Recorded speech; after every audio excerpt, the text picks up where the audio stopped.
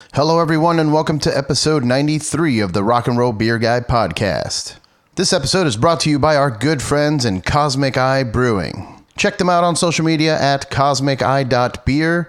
Follow their story. I mean, I did it from the beginning when we had Sam Riggins on episode 4 with Sacha from Intronaut. He told a story about how he wanted to open up his own brewery. And then I followed the entire adventure on Instagram. You could see him building furniture with his family. I mean, it's a family-owned, independent brewery. So show your support. Swing on by the tasting room wearing a Metal Band t-shirt and you'll get $1 off a full pour. And pick up some of their cans. I was lucky enough to get some sent to me from Sam himself. And I got to tell you, it's some of the best beer I've had in a long time. Get on those Facebook beer trading groups and find someone to send you some. It's totally worth it. In this episode, I talked to Chris Fronzak, a.k.a. Fronzilla, of the band Attila. We talk a little bit about their newest album, Villain, that came out February 22nd. We talk a little bit about what it's like to be on tour. They're on the road right now with All That Remains. We talk about the party lifestyle of the band and how he balances that out with all of his businesses. He, if you don't know, is an entrepreneur, has a bunch of different business lines. We talk a bit about that. He actually gives some really good business advice and social media management advice. I had a really great time talking to him, and I hope you guys enjoy it. Please don't forget to like, share, and subscribe, and check out the Patreon page, patreon.com/rockandrollbeerguy, to get access to exclusive interviews from Psycho Las Vegas. Cheers. This is the end of the world! Yeah!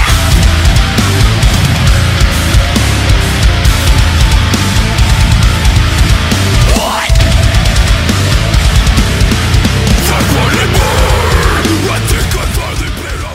Hello? Hello, is this Chris Fronzak? This is him. Would you prefer I call you Fronzilla?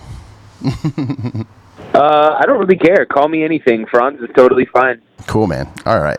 Let me do the little intro thingy here. Welcome, everyone, to the Rock and Roll Beer Guy podcast. I'm here with Fronz from Attila. How you doing today? I am doing fantastic. I'm in Indianapolis, sitting on the tour bus right now. Nice. Yeah, you told me earlier you were having lunch. This is probably weird, but what did you have? Oh, totally not weird at all. We went to a Vietnamese spot, and I got some pho because It's amazing, and it was great. Well worth it. Yeah, man. I love Feels good, too, and it's cold, and winter clears you out, clears out your sinuses. So Very nice. Very delicious. Yeah, it's crazy how many people don't really know about pho. Like, everybody knows about ramen, but I think pho is, like, way better. Yeah, they're both really good. I would probably choose ramen over pho, but pho is definitely great. Yeah, man. I love it. It's one of my favorite hangover recovery meals. Like, when I'm feeling extra rough. Oh, God. So you guys just put out a new record, Villain, came out February 22nd. Yes, we did. How's that been doing for you guys? I know you're on tour for it, and with, I think, All That Remains. Is that right? Yeah. We're on tour doing a co-headliner with All That Remains, and the album came out almost about 2 weeks ago, and it's been incredible. Probably the best response we've ever gotten on any album, to be honest. That's awesome, man. And Villain, so what's the kind of what the theme of the album? I mean, obviously, I would assume probably the negative aspects of human life and whatnot. Yeah, this album is definitely a very real album for Attila. I would say, like, the underlying theme of the album is how I'm the villain of my own life, and it's got a lot of elements of self-destruction and, self-demise, I suppose. It's crazy. It's everyone in my band went through some crazy shit this year, and we relied on each other and lifted each other up and made music together and created a killer album. So, we kind of put our, I guess, feelings into this album and used it to get a load off our shoulder, I suppose. Yeah, man, and that's the best way to do it. A lot of people don't understand how therapeutic music is for the musician too. Like a lot of people say, "Oh, this music saved my life," but it also saves yours because I've seen some of your social media, and you seem to be a happy guy. You promote happiness. You know, you're always telling the fans like, you know, be happy with yourself, and you know, it's a positive message. You know, and but yet the music is all of the. I guess that's where you let it all out. Exactly, and you said it perfectly. I think that's one of the greatest joys of making heavy music like we do, is that I get to let out all of my angry feelings and my messed up feelings versus, I guess, I don't know, if I didn't make music, maybe I would just be some dude that goes to a bar and tries to fight people or some shit, you know, like whatever normal people do. So yeah. No, it's my outlet, and it lets me have a release. So I love it. Yeah, and you know, not to derail the conversation too much, but you're on tour with All That Remains. I had Ollie on the podcast like a few days before he passed, and I was just wondering, like, how are they doing out there with the new guitarist and like the crowd reception and all that? They're doing amazing, and the crowd loves it. You know, the whole performance is, you know, like a dedication to Ollie, and you know, there couldn't be a more better fill-in for him than Jason Richardson, who's a good friend of mine and a phenomenal guitarist. So the crowd has been loving it, and the response has been good, and you know, rest in peace. Yeah, dude, that was a rough one, man. I had just had him on like 2 or 3 days before the whole thing happened, and I ended up getting contacted by a bunch of people like, "Hey, you have the last recordings of Ollie." I'm like, "What?" Oh man, yeah, that's so sad. Wow, yeah, it's devastating, man, and it's looking like it's going to be a real hairy investigation. So yeah, the whole thing is just devastating. Yeah, it's a very interesting case. Fucked up. Yeah, I don't know. I hope that, you know, if something did happen, I hope that justice is served. That's all I can say. Agreed. Yeah, that's all I can say too. Yeah, man. All right, so not, you know, going back to what you guys are doing on the road and the new album and everything. I honestly, to be completely 100% with you, I hadn't really heard the band up until I spoke with Amy about it. Like, she was like, "Oh, they're coming out with a new album." I had heard the name of the band. I've seen it around plenty, and I guess it just never happened. You know what I mean? And yeah, it's fine. I've seen, you know, in the last day or so since I talked to Amy about that, the band is very party heavy, party core, I guess is one of the words I saw thrown around.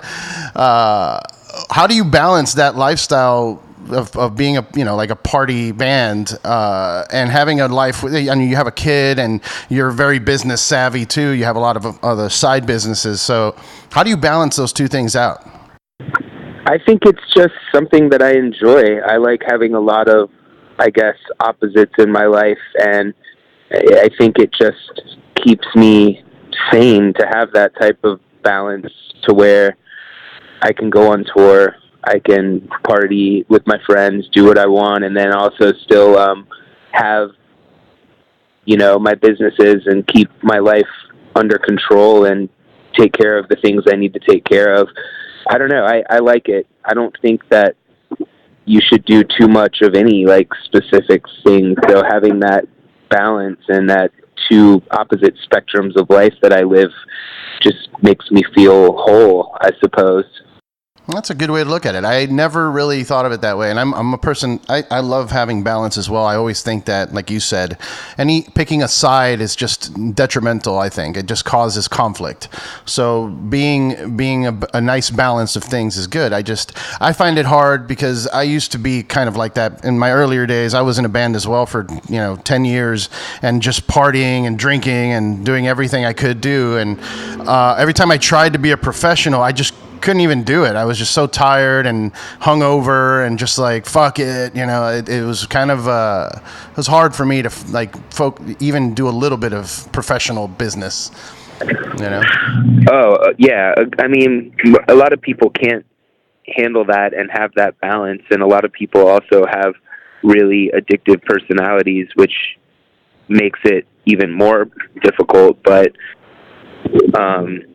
yeah, I'm I guess an exception to where I can find that balance, and even if I had a lot to drink the night before, I can still wake up and handle the things I need to handle. That's good, man. I mean, do you think it has a lot to do with your diet, your health, the way you maintain that as well? Because, I mean, for me, the hangovers are so painful physically that that's one of the reasons why I couldn't do it. You know? Yeah, no, I totally get that. I don't know. It sounds weird, but I don't really get hangovers somehow. I think I'm just a professional partier, I suppose. Well, you've been doing it a long time. I mean, shit, you started in 2005. Well, how old are you? Like, I don't even 16? Am I 16? No. You were when you started. Oh, yeah. No, sorry. I just misheard that. When I started the band, I was 14, and I'm 29 now, so it's been a long time in the making. Hell yeah. I mean, were you partying as hard back then? I know I started, I took acid when I was 13, so were you like that too, or was that something that developed later on? I would say I partied pretty hard throughout my teenage years and up until now, but usually when I'm at home, I am a lot different. I'm a bit more relaxed, so. Yeah. And you're from Florida, right? I think I saw that online. The band's from Florida? Yeah, I'm from Orlando, Florida. Orlando, nice. Yeah, I spent 20-something years in Miami, so I'm very familiar with that Florida life. Oh, yeah, I love it. Yeah, it's wild. I just got out. I moved out to L.A., but, I mean, it's one of those things. You hear about it, and it's not, when you live there, it's not the same thing, but it's still pretty wild down there. It's kind of like there's no rules in Florida. Yeah, that's why you always hear like the Florida Man news headlines. Florida's kind of just something weird in our water down there. Makes everyone a little kooky. Yeah, I tell people here all the time, like all the new friends I've made out here, they're like, oh, is it true what they say about Florida? I'm like, everything you hear, every single story is true. Oh, yeah. Yeah, man. Grab an alligator and hold the bank hostage type stuff. For sure. I have to bring this up. I saw some stuff online about you getting into some heat for some conflict with a security guard. Yeah.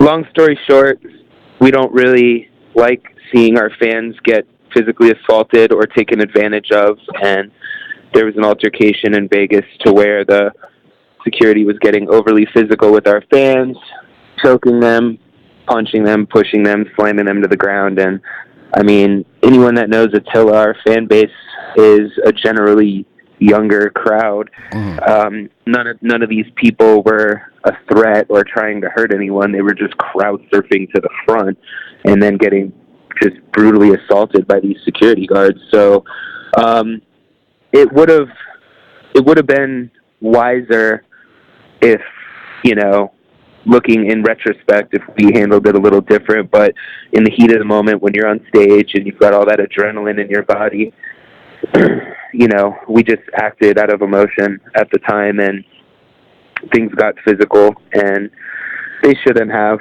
And I should have been more of an adult about the situation, but shit happens, and that is what it is.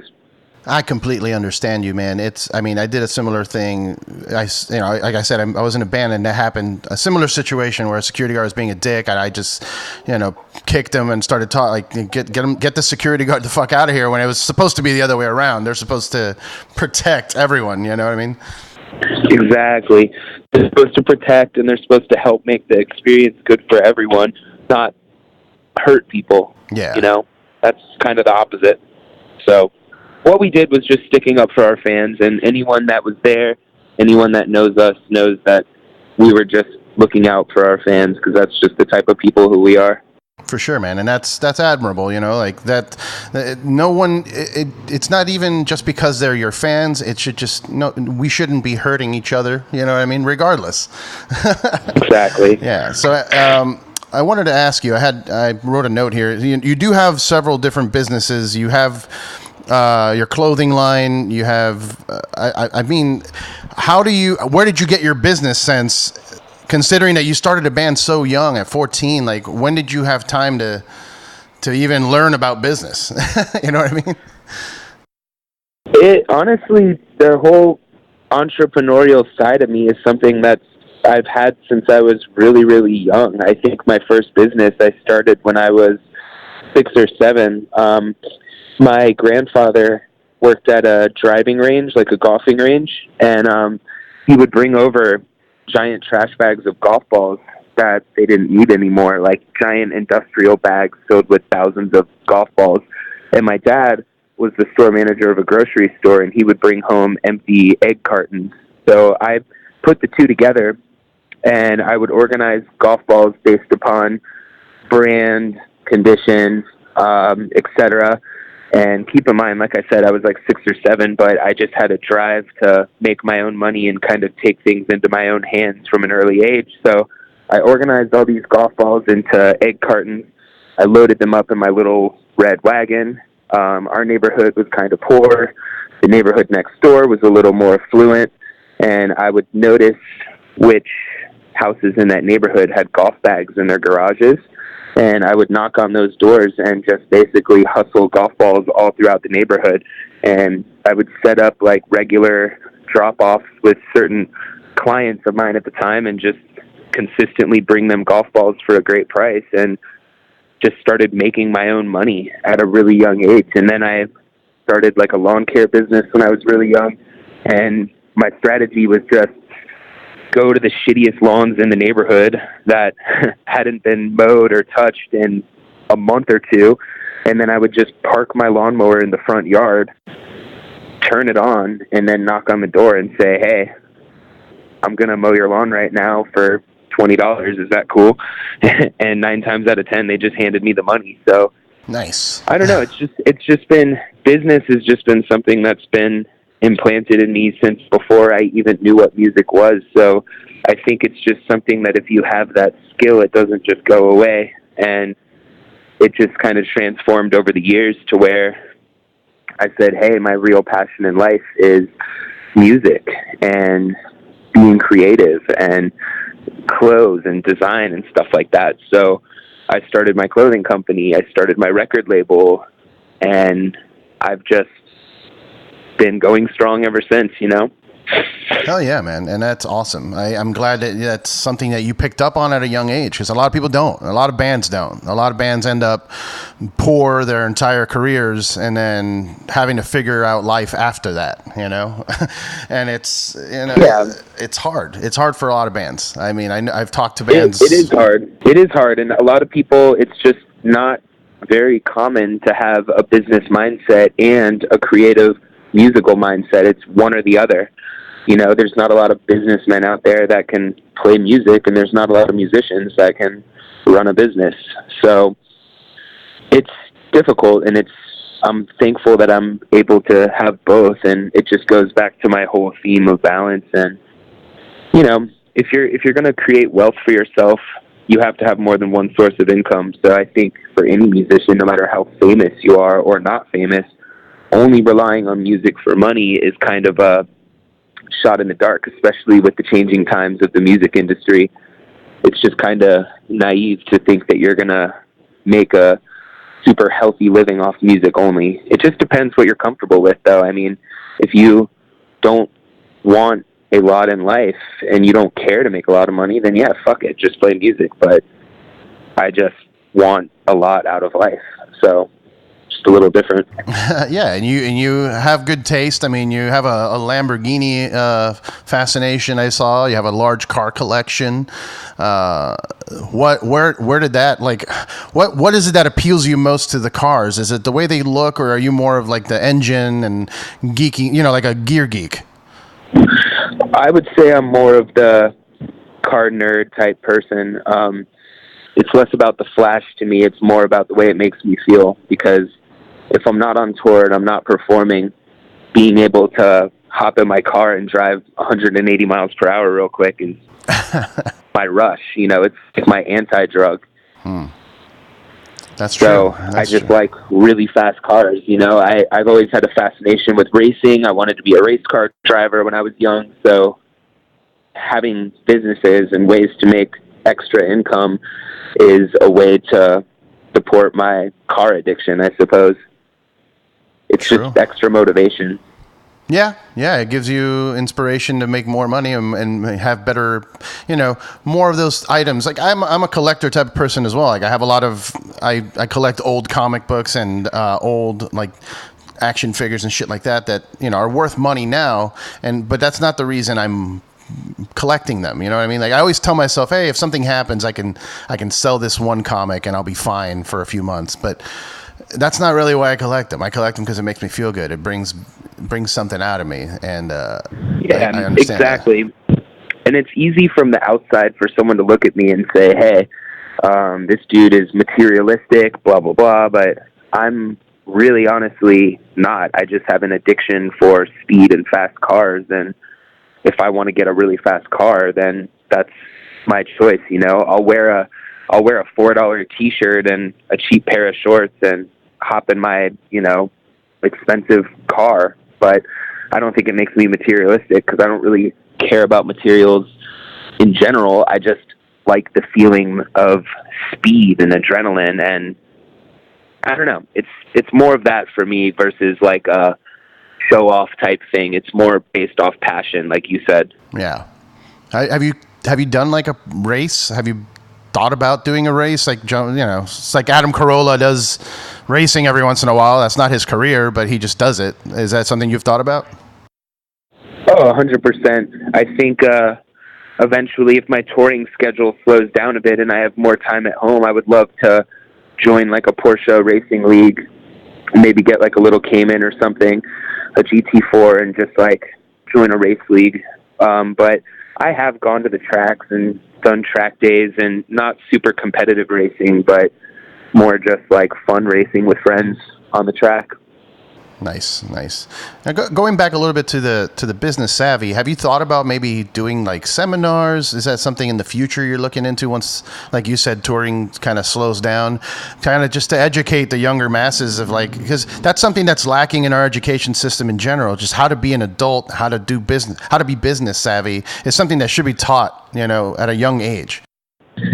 I agree completely because the way it works, the system just wants you to be another gear to keep the wheels turning. They don't really want everyone to be an entrepreneur. Like if everyone was able to just run businesses, then we wouldn't have the components to keep the machine running. You know, that's why I think schools leave that valuable information out. So I would definitely consider doing seminars. I've always thought it would be cool to do like a speaking tour where I just travel around the country and just have people sit down and talk to them and teach them a good bit of what I know and just talk for an hour or two. So that's something I would highly consider.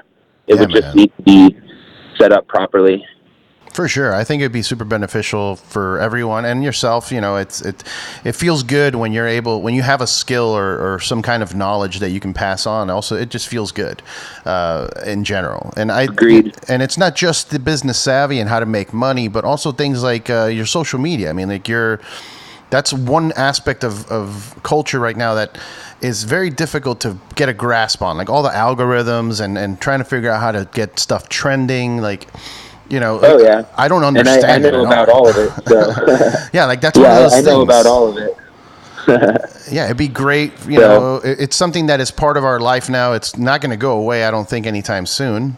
I think it's just going to get bigger and more, more prevalent. Agreed. Yeah, like for me, for example, like I do a lot of experimenting with it for the podcast, trying to get it to more channels. And I've tried so many different things. Like, people say use certain hashtags and all of that. And then I'll post a picture with nothing and it'll get way more traction than anything with a hashtag or anything with a tag of some kind. It's weird. I guess that kind of information is not that available out there.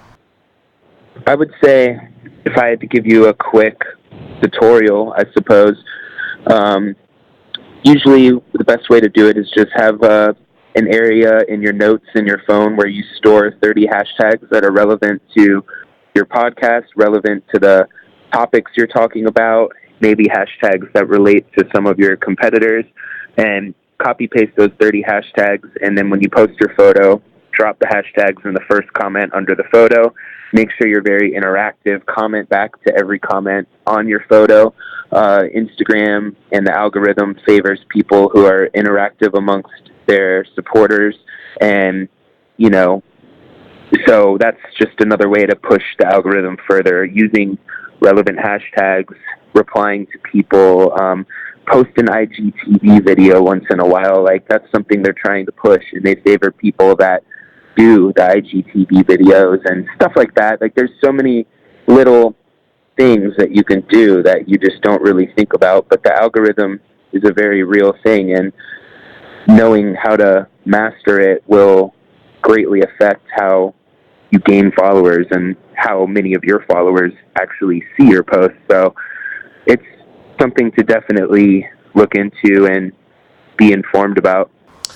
That's awesome, man. Yeah, it's so weird. Like, I've tried, like, I've done that. I've done the comments, or the hashtag in the comments, and you know, sometimes that works great for me, and sometimes, like I said, I'll post. Like I went backstage to hang out with Braun and from Macedon, had a beer with him, and just posted a picture of him and the beer bottle that we were drinking, with no words, and it got the most likes of any post I had made. You know what I mean? With no hashtags at all, and I didn't even tag him in the picture. So I don't really get it. I don't get how that worked out. People like to see lifestyle posts, and I think beer and music and musicians, like, that's a lifestyle post. That's something that people are happy to see, versus, like, I don't know your page and what else you're posting, but if you're posting, you know, like an advertisement or something promoting something, it's going to get a lot less traction than something that's just fun, lighthearted, lifestyle oriented. That's true. That is true. Yeah, because a lot of the posts on the podcast page are basically just a picture of whoever the guest is, and like, hey, you know, here's episode 90, whatever, with the guest. That's pretty much it. So I could see where that lifestyle pictures could make a difference. Being able to be in, obviously, we're many states away right now, but we're still doing this. But when you're able to be in person and have that, you know, real photo together as you're doing it, is something that's beneficial. Oh yeah, for sure, man. I've been doing more in-person interviews too, because it also just feels better. It's a lot more natural when you're talking to someone face to face. So. Yeah, of course. Yeah. Now, I wanted to ask you a little bit about your rap music career. Is that something you're going to do more of? Because I saw you released a solo Fronzilla rap record. You've also started Bone Crew, which is trap metal, which so is that something you want to keep pursuing? And also, what made you go in that direction? You know, because it's such an opposite direction from metalcore and stuff like that. Yeah, I definitely want to create more solo music and side project material, especially for Bone Crew. I'm actually working on our debut full length, because we released the EP back in August, and that gained a lot of traction and actually became really popular. So the goal is to complete the full length and have it out maybe sometime this summer, hopefully. So, but yeah, people love it. It's been doing really well, and I just thought it would be really cool to fuse really heavy slam metal with trap music. And one of my friends happens to be a really good rapper, so I contacted him to see if he wanted to join the project and make this happen, and he was 100% down and crushed it. So together we're a good duo, and we're going to play our first show at So What Music Fest in Houston, and I'll probably end up touring the world on this project, honestly. I already have offers from Russia and Ukraine to go out there and do a tour. So just, it's fun, and I just like the style of music that we create. So might as well keep making music. It really only costs me my time and energy and effort. And if I have time and energy and effort, I might as well do it. Hell yeah. And what were some of the bands you grew up listening to that you would attribute this influence to? I would say it's just the fact that I grew up in Atlanta, and the days of radio to where all my music directly came from the radio, and 95% of the radio stations in Atlanta are rap stations. So I just fully embraced it. I loved Lil Jon. I loved Outkast. I loved all the Atlanta rappers of the time. And I also just loved heavy metal music. I loved Pantera, loved Metallica, loved, you know, all the newer bands coming up, like Every Time I Die, Fight Paris, Norma Jean, like all the bands that I grew up around. So I think it was just made sense to me to create metal with rap influence, because I like the vibe of rap music, but I like the intensity of metal. So it just made sense to combine those genres, and that's why there's elements of rap in Attila, and there's elements of rap in everything I'm involved with. It's just what I genuinely enjoy. Oh yeah, and it works, man. I mean, there's very few bands that pull it off well, but the ones that do become widely successful. You know, like you look at Limp Bizkit. That was one that they fused rap and rock, and it blew up. That they dominated the world. Like, people like to talk shit and hate on it, but they were huge. They were about me. Exactly, they were fucking huge. So you can't deny it. You can't deny it. Like in Florida, actually, back when I was younger, there was a band, Darwin's Waiting Room, that they were doing the rap rock combination, and they had like Back That Ass Up, that old song. They had a cover of that, and it was the most popular song. You know what I mean? Yeah. It definitely it's a feel good vibe, I guess. Even though it's heavy, it still makes you feel good. You know? Exactly. I couldn't agree more. Hell yeah, man. And let's see. I was just looking up stuff that has happened in your life in the last few months and years. And, you know, I saw that you recently got a new face tattoo. It says Manifest. Is that, you know, direct? Like, is it pretty straightforward that you manifest the vision that you have? Exactly. A lot of people try to, I guess, overthink my tattoo, but to me, manifest is just really straightforward. It's the most powerful word in the world, because it just means if you have a vision, make it real. Mm-hmm. Don't fucking sit there and expect shit to happen. If you have a vision, do it, manifest it, make it real. So if I was going to put a word on my face, I would want it to be the most powerful and meaningful word to me. And I did it. I didn't really think much about it. Just went for it, and it's just a reminder, you know? Yeah. Yeah, and it's a powerful reminder, like you said. That is very true, and it's something that I preach a lot to people. Like, anything good that I've had in my life, I've been very fortunate, and people, you know, whatever, hashtag blessed and whatnot. But but I've done a lot of really cool shit. I've met all of, like, most of my heroes and hung out with them and become friends with them, and you know, create a TV show, create a podcast, like do a band, tour the world. You know what I mean? Like, you just do them. And it's not, like you said, you can't just sit around and hope that it happens to you. It's not. You have to make it happen. 100%. Yeah. So, and that's the difference between people that get shit done and create the life they want, and the people that sit there and complain and say they had bad luck. No one has bad luck or good luck. You create your own destiny. So very, very accurate. Very accurate. Yeah, I have a lot of friends like that. They're just like, oh, when am I going to get a shot? Like, when am I going to get a break? It's like, dude, you're not. It's not happening. Yeah, you're not going to get a break. You're not going to get a lucky break or some shot to succeed, because there's thousands of people out there that want the same thing as you, and they're working 10 times as hard. So how are you going to compete with the person that's working 10 times harder than you, that's putting in more hours than you, that's doing more research and educating themselves more than you are? You're not going to go past those people. So you can sit there and bitch about it, or you can bring yourself to that level to where you will get what you want. But you have to work for it, you know? Nothing comes for free. For sure, man. And that's one of the things that really draws my attention to, like, martial arts and stuff like that. It's the discipline that they teach you in those classes to get up and work harder.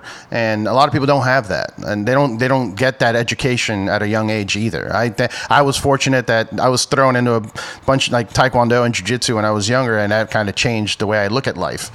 you know? Oh yeah, they teach amazing morals in mixed martial arts, so it's a good thing. It's helpful. Yeah, man. Going back real quick to the tattoos, how painful was it? Or, you know, you have tattoos all over. Which one was the most painful? Yeah, I'm covered head to toe. The most painful tattoo I have is probably just my head, especially the top of the head. Oof, really bad area because it's just a thin layer of skin in your skull. So it fucking sucks. Yeah, and then it sucks to sleep because you're on your head and on the pillow and whatnot. Yeah. Exactly. It's not good. Oh my God. So did the face one hurt at all? I mean, because you have your cheekbone there, but there's also a lot of like cheek mass, like, fat and muscle that might protect you a bit. But yeah, no, face tattoos don't hurt because your face is kind of fatty and thicker. Yeah, dude. I think my most painful one was definitely my calf. I think it just felt like they were shredding my leg off with hot iron. I don't know what the fuck was happening down there. It feels like a hot scalpel is just tearing your leg. Oh my slowly. God. And I mean, my arms and my back and everything, like that was fine. But that leg, I don't know what the hell. I figured because the legs are a little more muscular, it wouldn't hurt, but it sucks. Oh yeah. They all suck. It's just part of it.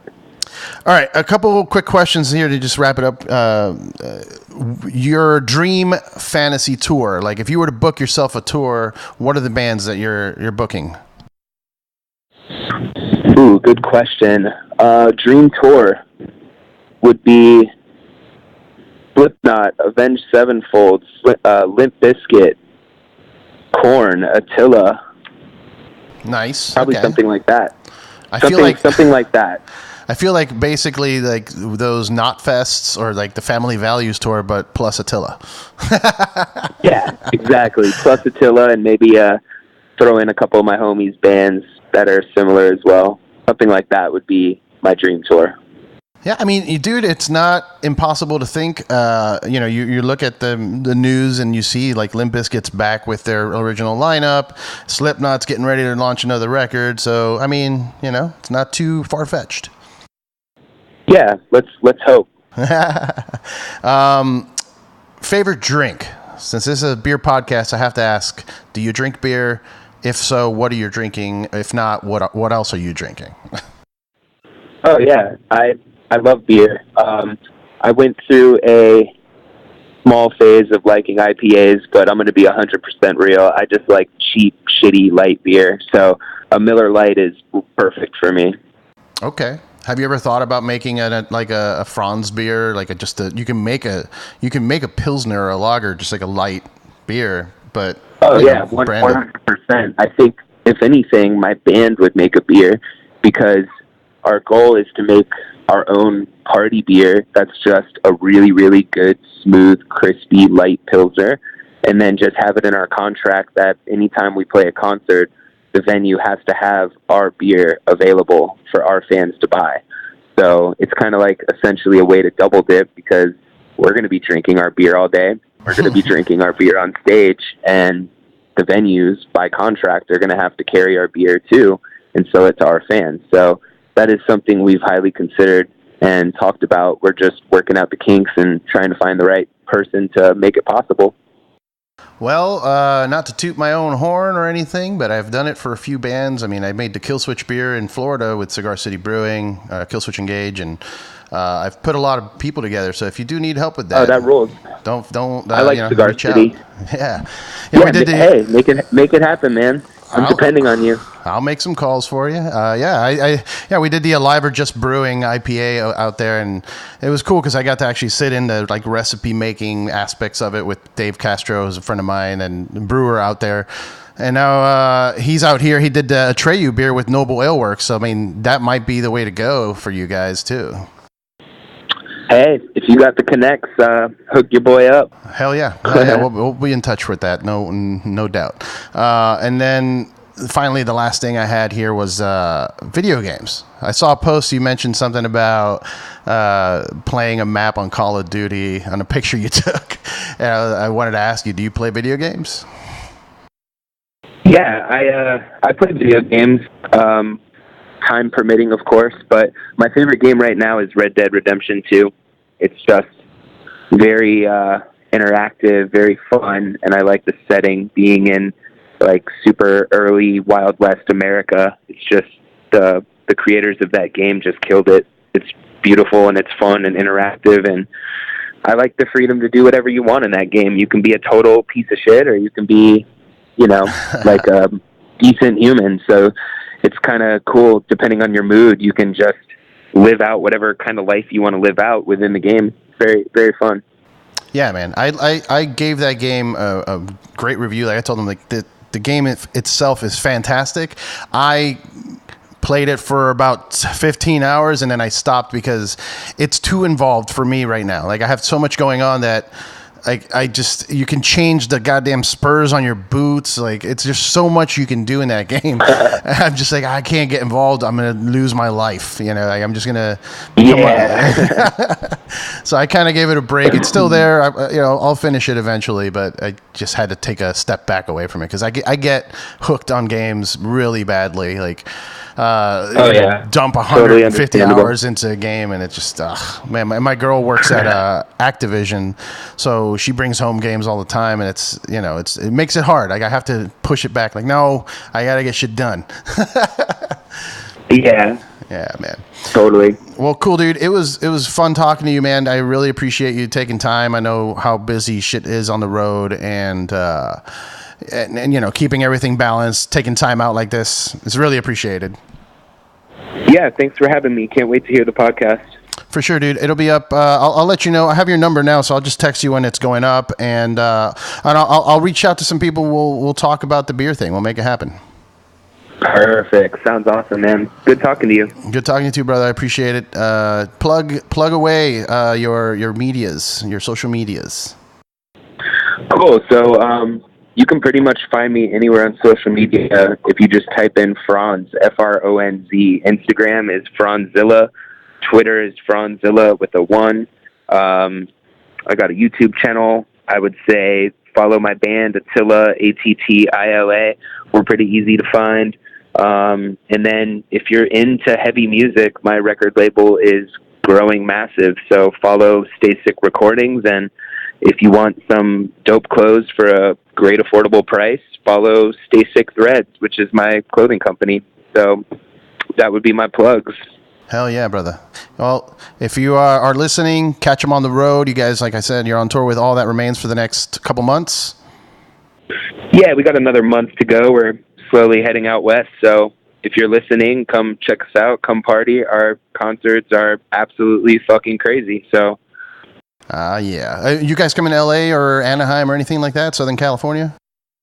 We are coming to Southern California. We don't have an actual LA date, but we're playing nearby. We're playing Ventura, I believe, is our closest. So come out if you want, man. Come drink a beer. Hell yeah. I'll hit you up. All right. Thanks again, brother. Yeah, thank you. Have a good day. Cheers. Bye.